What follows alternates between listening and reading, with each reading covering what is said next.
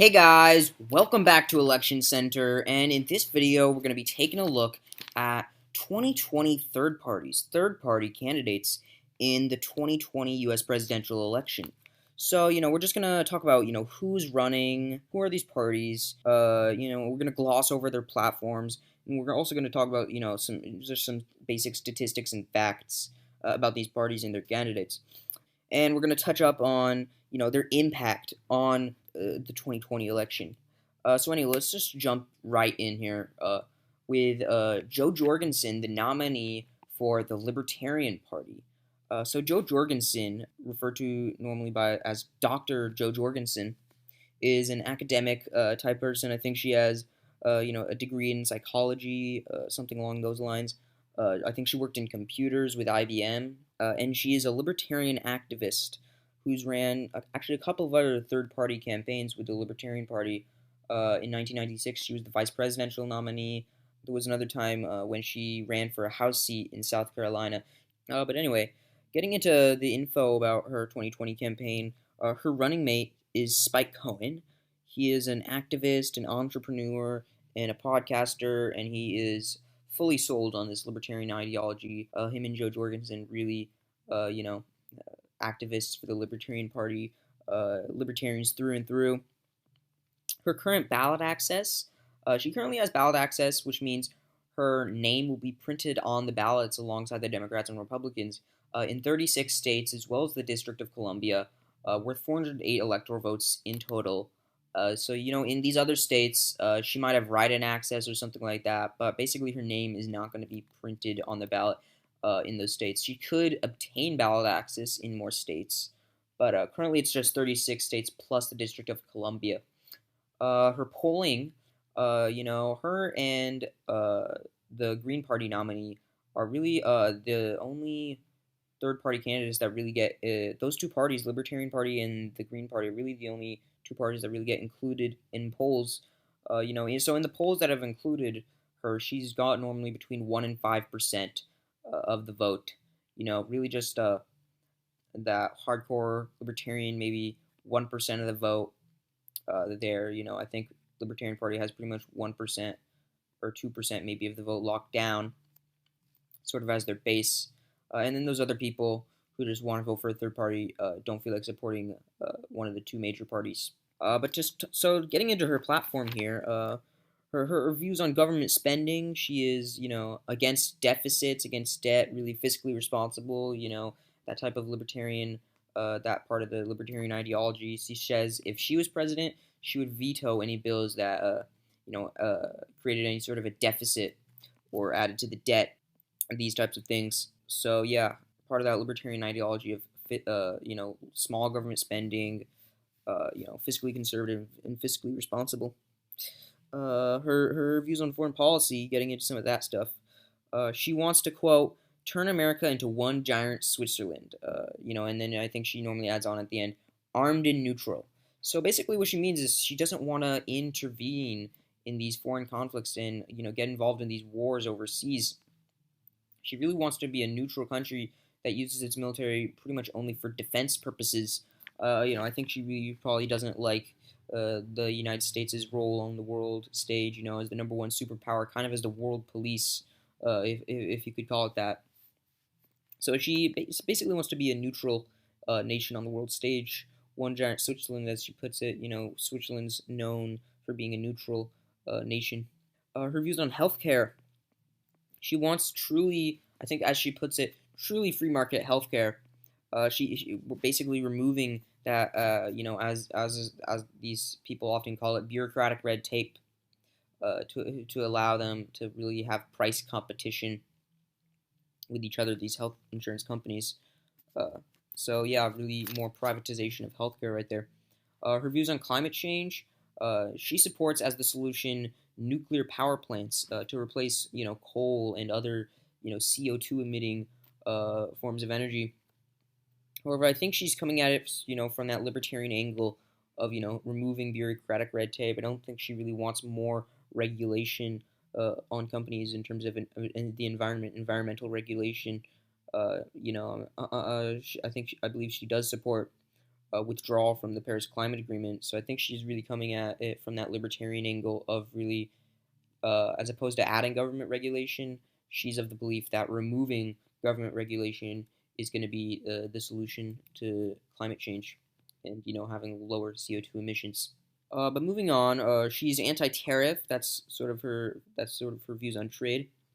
On immigration, she wants to, as she puts it, or as her campaign website puts it, remove the arbitrary quotas for how many people can reside in the United States or come here to live, work, or reside, as it is put on the campaign website. And criminal justice reform, she's against federal civil asset forfeiture, where basically the government can seize your assets even if you haven't been convicted of a crime. And she wants to pardon all people convicted of a victimless crime or imprisoned for a victimless crime. So really, right in line with this libertarian ideology right here. Her views on the Department of Education. She thinks that the Department of Education has failed, and she would like to repeal the Department of Education. Her views on COVID, really also coming at it from that libertarian angle. Her views on how we should be responding to the COVID-19 crisis, really coming at it from a perspective of also removing bureaucratic red tape. I don't want to leave out maybe crucial details. So maybe if you guys want, you can maybe check out these candidates' platforms more yourself. I'm not sure which parts I'm leaving out, but it seems to me that her COVID-19, how she thinks we should be handling COVID-19, is also pretty much coming from that libertarian angle of removing bureaucratic red tape. So yeah, that's basically Jo Jorgensen's platform. I'm really not getting too much into detail with the platforms of all of these candidates. I can't touch upon everything. Especially some of these later on third parties, it's harder to find some of these more detailed information about their platforms. But so I'm just going to gloss over their platforms, and this sort of, I think, what the basics of her platform are. But moving on to, down here we have 2016 info, and what this section is basically about the Libertarian ticket in 2016. So they had as their nominee Gary Johnson, former Republican governor, and his running mate Bill Weld, also a former Republican governor. Gary Johnson was of New Mexico. Bill Weld was of Massachusetts. So this was really probably the most credible ticket that the Libertarian Party had ever in its history. Two former governors. And to top that off, they had ballot access across the board in all 50 states plus DC, just like the Democrats and Republicans. So really probably the most credible ticket they've ever had. I don't think that Jo Jorgensen, this ticket, the 2020 ticket, really has that going for it. Jo Jorgensen's never held elective office. Same here with Spike Cohen. So that's something the 2016 ticket had going for it that the 2020 ticket just does not have going for it. As well as that ballot access. Factor. So yeah, but maybe the 2020 ticket can get further ballot access. I'm not sure if it's too late for them to get 50 state plus DC ballot access, but they can probably get higher than 36 states plus DC. But the 2016 ticket finished with just over 3% of the vote. I think that was a disappointing finish for them because really, we had seen a lot of buzz for the Libertarian ticket as well as some for the Green Party ticket in 2016. So, they may have only gotten just over 3% of the vote, but they really got their name out there and made their mark with a lot of buzz for their candidacy, at least early on. And I think what that was, both of the major party nominees, those were our two most historically unfavorable major party nominees, according to the polling, the favorability ratings. Hillary Clinton and Donald Trump both had very poor favorability ratings. So there was that factor led to a lot more of a push for a viable third party option. But in 2020, we're seeing Donald Trump, I think, has slightly better numbers in terms of his approval rating or his favorability rating, and then Joe Biden significantly higher favorability ratings than Hillary Clinton had. So that removes already a lot of the push for a third-party option.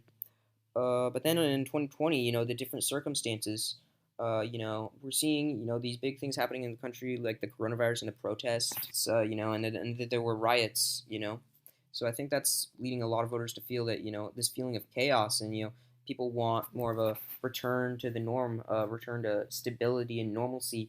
There's a lot less, outrage at the system and the way things are. People just want, a a return to safety, a return to stability, a return to the norm. So that removes really a lot of the push for these third-party candidates. People more wanting a return back to more stable time. So we're really not seeing as much of a push, or nearly as much of a push for Joe Jorgensen as there was for Gary Johnson in 2016. So we'll probably see Joe Jorgensen do significantly worse than Gary Johnson. Not that Gary Johnson did that amazing, but we got to bear in mind he's a third-party candidate, so it's not too horrible considering he is not a Democrat or a Republican. But we're probably going to see Joe Jorgensen, maybe possibly less than 2% of the vote. We have that Libertarian Party, I think, locking down maybe 1% of the vote at this point. Just their libertarian base, I think, maybe constitutes about 1% of the electorate. Uh, so I will say, actually, that's one thing the Libertarian Party has going for it, is I think it's maybe the most stable of the third parties right now. They've been around for decades, since the 70s. A lot of these third parties we may maybe see rise and fall. Maybe garner a lot of support when they first rise, and then splinter due to infighting and whatnot. We've seen the Libertarian Party, stay solid and maintain itself over these decades. Maybe they don't have the highest percentage of the vote in these elections, but they're regularly getting. I think if they are regularly getting a full percentage of the vote, and they're staying stable as a party, that's quite significant for a third party. We saw with the Reform Party created by Ross Perot. Ross Perot had ran as an independent in 1992. He got quite a high percentage of the vote for an independent candidate. 19% or so. And then in 1996, he didn't do quite as well. He wasn't included in the presidential debates, so he didn't do as well. But he still did quite well for a third party, and he created the Reform Party. He was running as its nominee. So we saw the Reform Party get quite a high percentage, considering it's a third party, in the 1996 presidential election. And in 1998, they got their candidate elected governor of Minnesota, Jesse Ventura. I think they were kind of a rising party at that point. And then in the 2000 election, we saw them splinter sort of due to infighting. They're still around, but they're just a pale shadow of their former self, if I'm being quite honest. But we're seeing the Libertarian Party, stay solid. They've been going since the 70s. So that's really something I think the Libertarian Party has going for it. But anyway, moving on to the Green Party. Howie Hawkins is the nominee of the Green Party. He's actually the co-founder of the Green Party. He is a trade unionist and an environmental activist. His running mate here, Angela Walker, she is a labor organizer. They have ballot access in 24 states plus DC. Maybe a write-in state or two. Maybe some of these states are write-in states. But, they're only going to so far appear on the ballot in 24 states plus DC. Maybe they can get ballot access elsewhere as well.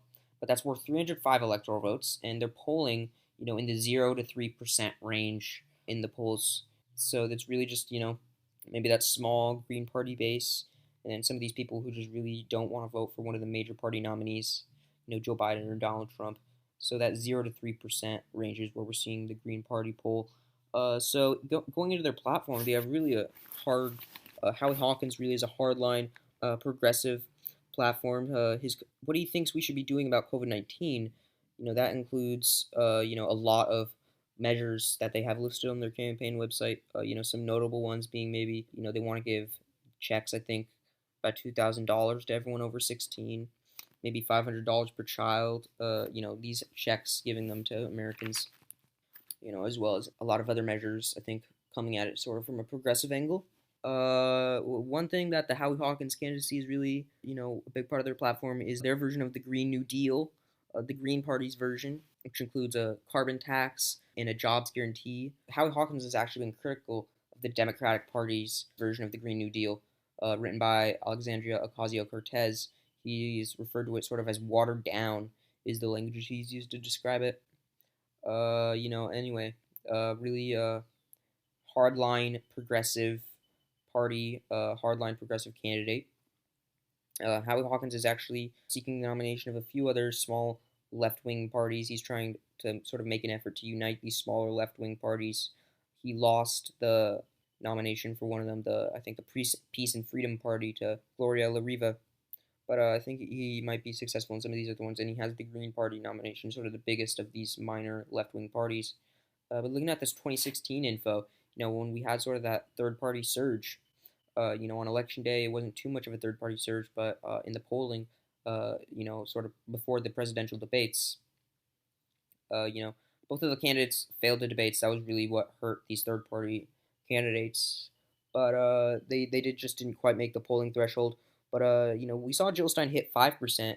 At her peak average. Maybe a bit higher in individual polls. I'm not quite sure what her highest she ever got in an individual poll was, but I think she got 5% as her highest average. Her running mate was Ajamu Baraka, and she had ballot access in 44 states plus DC, maybe some write-in states as well. But that was worth 480 electoral votes in terms of actual ballot access, where she had her name printed on the ticket, and she got 1.1% of the vote. She didn't quite have that star power and that credibility like the Libertarian ticket had, and she didn't have that across the board ballot access, so all that credibility. But she sort of garnered support from I think a big part of her support was disaffected Bernie Sanders supporters when he lost the nomination to Hillary Clinton. I think a good chunk of them went to Jill Stein early on, and then maybe by the end of the day, they just either didn't vote or opted in for Hillary Clinton, sort of as the lesser of two evils option over Donald Trump.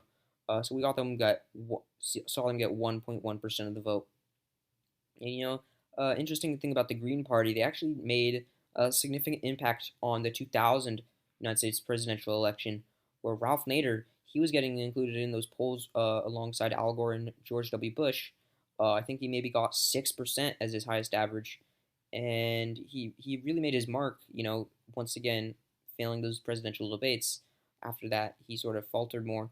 There was a big theory is that he was a spoiler in that election. He may be responsible for Al Gore losing because of how tight the race in Florida was. That was sort of the deciding state of the 2000 election.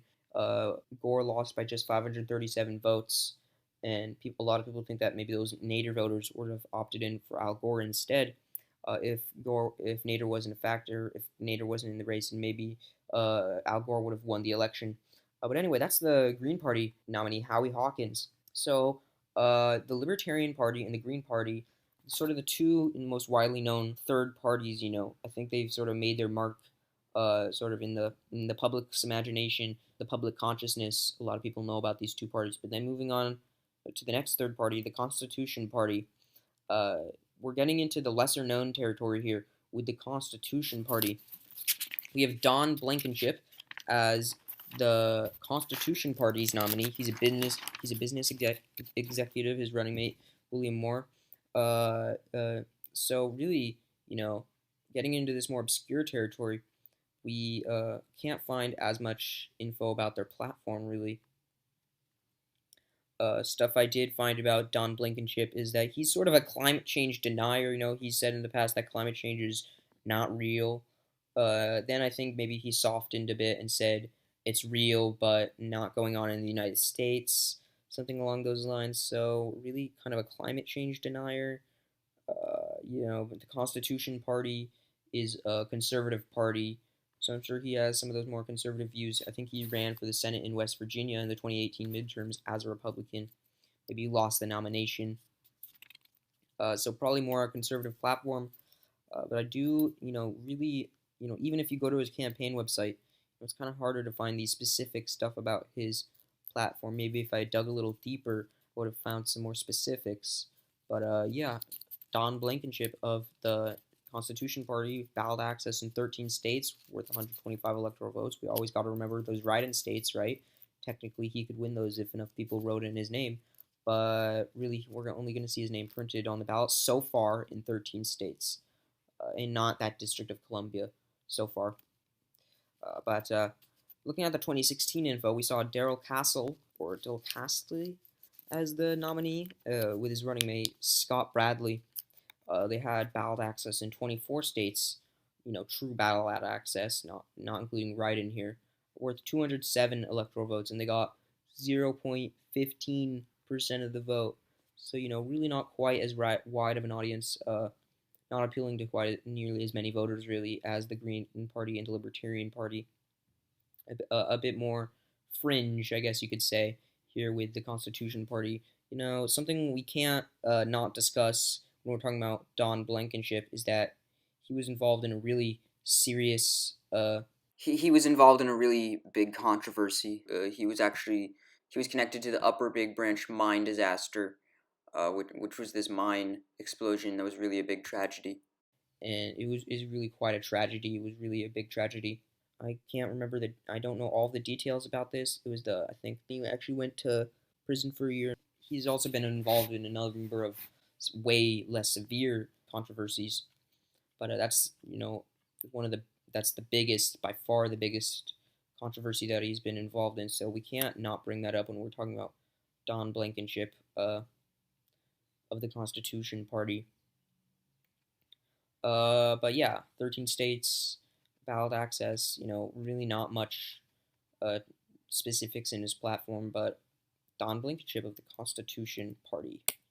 Moving on to Rocky Della Fuente of the Alliance Party. Now you'll notice I don't have that 2016 info here because the Alliance Party was actually formed in 2018.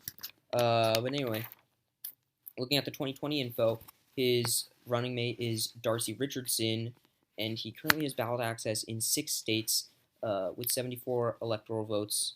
I think maybe he's also affiliated with the Reform Party. In some states, I think he appears under the Reform Party label. But he's a businessman and a perennial candidate. He just runs for office all the time. He always loses. In fact, in 2016, he ran for the Democratic Party nomination. He didn't really become one of the major candidates. There's this distinction to be made between major candidates for the nomination and really minor, insignificant candidates. He sort of fell into that camp. So he didn't really even get, I don't even think, close to 1% of the vote in that nomination. And then after he lost that, extremely badly because he didn't really become a major candidate, he ran and he was the nominee of the Reform Party in the general election. I think, again, getting significantly less than 1% of the vote. In the 2018 midterms, we saw him run in 9 states primaries. He lost all of them. I think the highest he got, though, was 12.3% in Rhode Island. But really, he just runs for office constantly, always losing a perennial candidate. In 2020, before he joined the Alliance Party, he ran for the Republican nomination. But Donald Trump, incumbent president, his biggest challenge was actually from Bill Weld, the 2016 vice presidential Libertarian nominee. But when we have an incumbent president seeking their party's nomination, we really don't normally see the party putting up much of a fight, and the president normally easily wins renomination of their party. But Rocky De La Fuente, the Alliance Party, his platform includes support for a single-payer healthcare system. So that's his healthcare view. He is in support of a single-payer healthcare system. Moving on to education, he supports a choice-driven public school system. Moving on to climate change here, he supports renewable energy investment. I'm sort of talking about his platform here in bullet points, I guess. Going on to foreign policy, he's an anti-interventionist. He doesn't approve of, nation building, this type of thing, intervening in conflicts, overseas. He supports, moving on to gun control, he supports gun control, but he does, his campaign website does note that he is a supporter of the Second Amendment. They add in that detail, so they don't want it to come off as him being anti gun rights, in support of the anti Second Amendment. But he does want what his campaign website refers to as fair gun control. So sort of like the Democratic platform, they're going to let you keep your Second Amendment right, but they do want gun control. They want more restrictions on guns. And here on Social Security, he wants Social Security reform. That includes raising the retirement age and raising the contributions cap.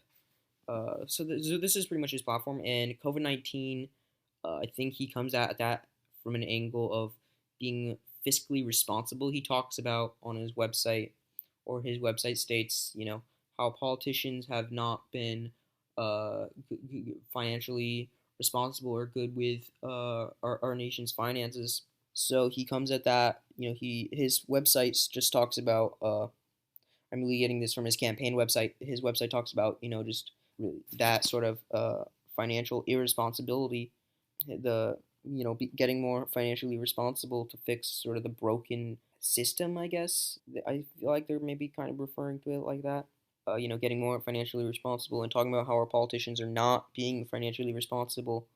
I really didn't see more specifics. Maybe if you guys check out his campaign website, maybe you'll find more on his attitudes toward COVID-19 and the COVID-19 crisis.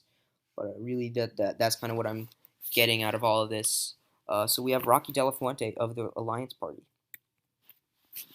Next up, we have maybe you heard me mention Gloria Lariva earlier. She beat Howie Hawkins for the Peace and Freedom nomination. She's gotten a few of these minor party nominations, but she is, I think, mostly the Party for Socialism and Liberation. She's the nominee of that party, and so she is, an activist, uh, socialist type activist, with her running mate Leonard Petlier, actually in prison. He's been in prison for 40 plus years or something for some sort of shooting of, I think, FBI officers. So he's a Native American activist, I believe. But I guess sort of ceremonially to honor him or something, they're having him as the running mate of this party. I don't think they seriously think they're going to win the presidency and then run into a situation where they have a vice president who's in prison or something like that. I think they're just doing this for some sort of symbolic reason. Current ballot access is 3 states worth 63 electoral votes. Once again, all of these candidates may have write-in access, but these are the states that they're really actually going to be printed on the ballot. So she has once again, a bit more difficult to find these super accessible information on their platform. You can check out their campaign website, but you may or may not have luck really interpreting these types of slogans and whatnot that they put on their website. If they say things like we need fairness, we need justice, we need to have a fair system, it's hard to gain insight maybe into what they mean by that in terms of the specifics of their platform. Maybe you guys could do a better job, but we don't have these accessible information where if you look at some sort of encyclopedic educational page, you might not find info on what their platform is because we're getting into really more obscure territory here. But anyway, this 2016 info, once again, I think maybe missing. Either it was too hard to find this information or this is a newly formed party. But anyway, that's Gloria Lariva of the Party for Socialism and Liberation. Next up, we have Kanye West of the newly formed Birthday Party, rapper and fashion designer. So, a lot of people didn't really take his announcement seriously or think he was actually going to run, but he is running under the Birthday Party. He claims that if Donald Trump were not running, he would be filing with the Republican Party, but, Donald Trump's the nominee, so he is running with the Birthday Party. His current ballot access is 1 state, Oklahoma, worth 7 electoral votes. His running mate here is preacher Michelle Tidball. So his platform, really kind of, Kanye, he's an eccentric guy. What can I say? He's really quite a character. So, we see him, saying some sort of outlandish things. I've tried to filter out some of the more just, maybe you guys really wanted that, for entertainment purposes, wanted to see some of these outlandish comments he's made. But, suppose you can look at that yourself with, on Google or whatever. But sort of what I've been able to extract from these comments and these things I've found these on the internet. He wants to end police brutality. That's a big part of it. That's going to be one of his priorities. He's anti-vaccine. This is relating to COVID-19. He's anti-vaccine. So I think he's pretty much against a coronavirus vaccine. His views on the economy, I really have not been able to extract too much of the specifics on his platform here. These really minor third-party candidates. But his views on the economy, it looks like more farming in Wyoming he wants. Really, he's a nut. He's really kind of an odd character. So we're seeing him say these kind of, and he's not really obviously informed on how politics works and what it means to really come up with solutions to problems. So he wants to, I guess, have a sustainable economy. He puts it, and have more farming. One thing that he's pointed out is, I think, more farming in Cody in Wyoming. Cody, that's a city in Wyoming. So more farming there, I guess. We're talking about Kanye West, right? What can I say? His former foreign policy stance, he's adopted an America First stance, but he actually has admitted, actually, that he needs to, brush up more on his foreign policy and elaborate on that more. But he has adopted an America First stance. He is anti-welfare. He that's just part of his platform. I think he made some comments about that, but I'm not going to get into that. He basically is just anti-welfare. In terms of education, he wants to, I guess, modernize education in the post-internet era. So that's part of his platform on education. But anyway, Kanye West of the birthday party, a lot of people didn't think he was going to do it, but he's doing it. And he's so far made ballot access in one state, Oklahoma, worth 7 electoral votes. So, other than that, there are many other of these third parties that we're seeing in 2020. Really quite obscure, though, going up beyond the ones I've discussed. Obscure, maybe they don't even have ballot access, some of these independents or super minor third parties. Maybe they have ballot access in, a couple of states. I included Kanye because he's a celebrity, but these other people, who have ballot access in one state, if they're not super notable and being talked about. So yeah, who knows how many people are running for president right now? Many that we just don't know about. Many of these other third parties. But taking a look here, let's just sum up here. The ones we've talked about. We have Joe Jorgensen, the Libertarian nominee, Howie Hawkins, the Green Party nominee, Don Blankenship, the Constitution Party nominee, Rocky Della Fuente, the Alliance Party nominee, Gloria Lariva, the Socialist, the Party for Socialism and Liberation nominee, and Kanye West, the Birthday Party nominee. So there's probably other independent, super minor third parties running for president, but these are the ones that we will be touching. But these are really the I guess you could say the big six. I'm not sure how big most of these people are, and we really have the big two over here: Joe Jorgensen and Howie Hawkins, the Libertarian Party nominee and the Green Party nominee. So how do I think things will go for these third parties in 2020?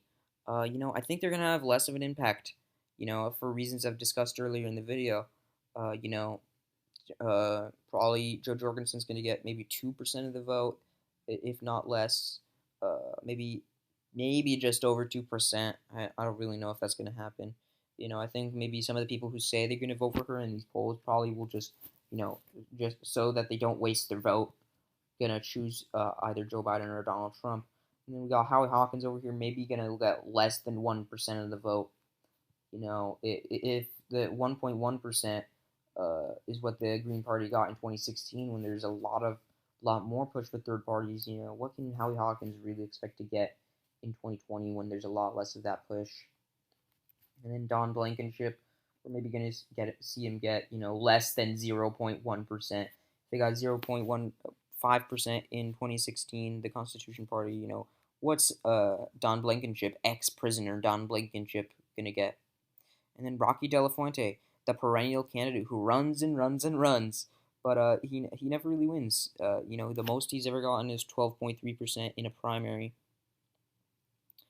So we're going to see him, with the Reform Party, who got far less than 1%. We're going to see him, have a similar showing with the Alliance Party. And then Gloria Lariva, also probably going to get, in the tens of thousands of votes nationwide. Kanye West, though, a really interesting case. He's the one third party where if he gets on the ballot in enough states, and maybe, he's someone who we could actually see, get some votes, just from that celebrity status. But, I think he's going to get a lot of these, here's my term for it: the right-in Mickey Mouse sector of the vote, okay? So what do I mean by the right-in Mickey Mouse sector? I mean the people who, they'll just write in the name Mickey Mouse on their ballot in the section where they can write in a candidate. These are the people who the 10,000 people nationwide in 2016 who wrote in the name Harambe on their election ballot. These people who just aren't taking it too seriously. They'll vote for anyone. They'll vote for any sort of joke candidate. These are the people who I kind of see voting for Kanye West.